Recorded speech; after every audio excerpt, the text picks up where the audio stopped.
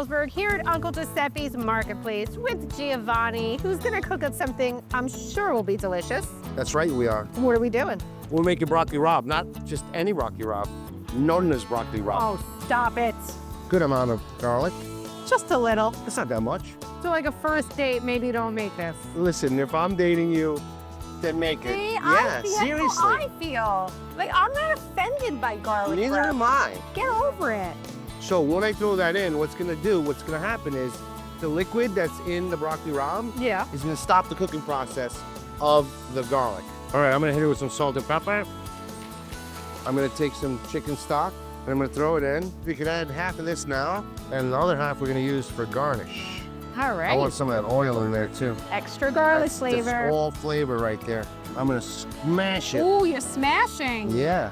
All right, Lil, I think we're done.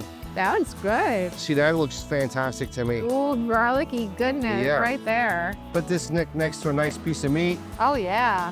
I call that dinner right You're there. right there.